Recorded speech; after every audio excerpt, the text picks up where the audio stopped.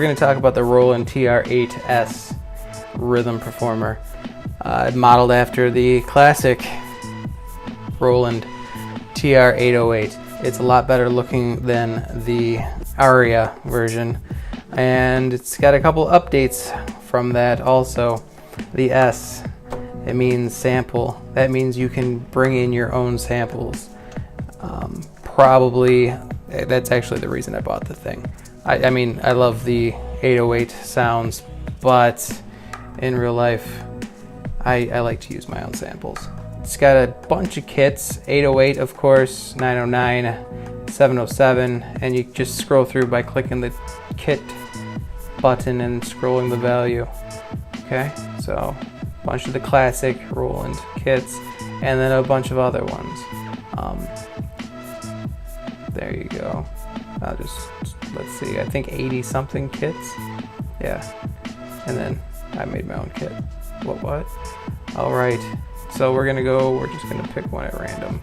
Actually, we're gonna go with 808, that's fun. I loaded one of the pre-made patterns. Over here's the pattern button.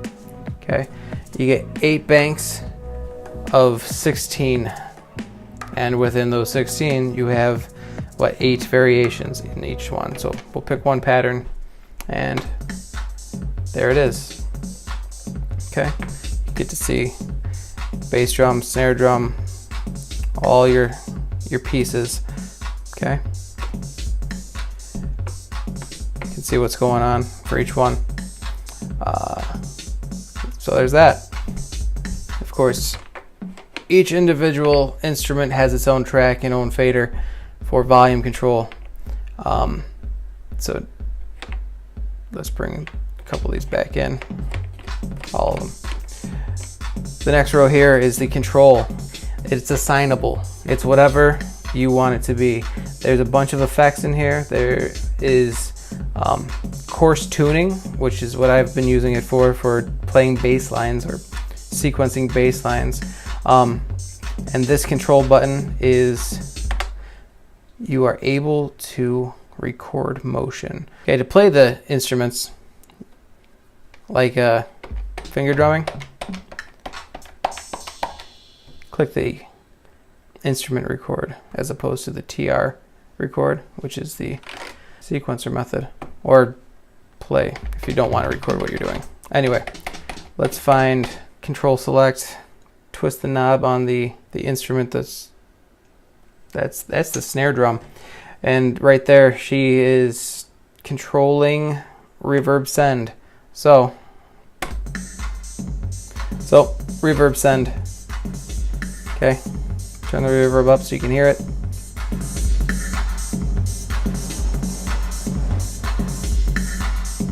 And we're going to record that.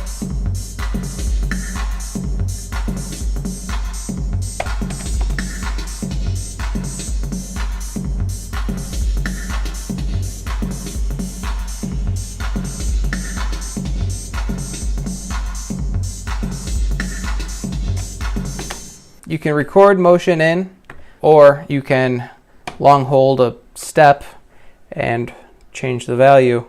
Now you get to see all the areas that have been recorded. And up here you can see the value of the control switch. So motion record, modulation on the fly, that's great. You can chain patterns. You can change variations. You got A playing, now it's going to play B. If you wanted to play those two, there you go.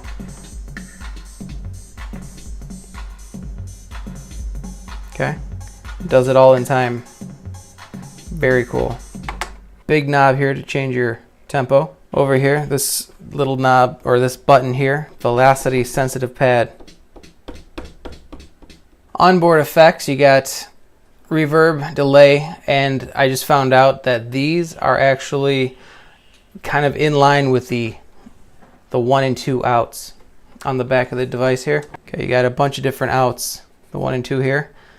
When you record through the USB, however, those effects don't go through, if that makes any sense. Another thing that's great about this is you can record all tracks into your DAW into separate tracks. destroys your ability to use the reverb and delays, which is okay because you're going into a DAW anyway, and it's got a bunch of reverb and delay.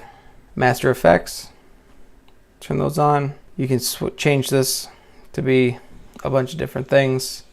Right here we got high pass filter, low pass filter. So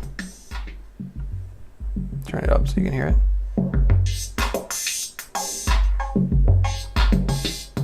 Okay. The delay gets pretty crazy. It's got that nice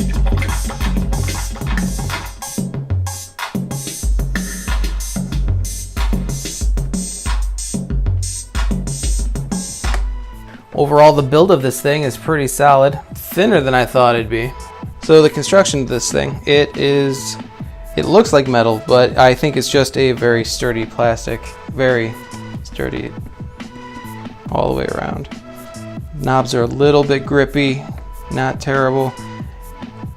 I heard some people online complaining about how close together they are, but really, I mean, you're in there fiddling, you're not really gonna mess up anything.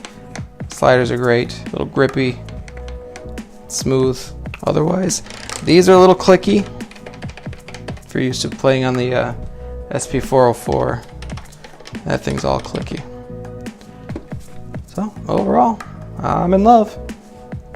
What you got on the back side of this thing, you got your DC in, power on and off switch, USB can connect.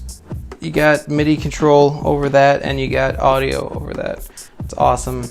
This thing works as a audio interface. You got MIDI in and out, and right here, this is how you get your own samples into the device. You just load them up on an SD card and then slip it in there, and then scroll through and load them up.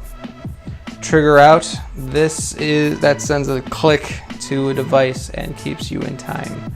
So if you got one of the SH boutiques or one of those synths, you just send the click out from there.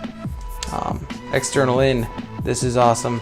You send any audio source into this, and you can run it, you can actually have it side chained to whatever drum you have right there. Bunch of different assignable things. You can tell each track where to go. I've only been messing with the 1 and 2 outs, or the main mix out. And then headphones.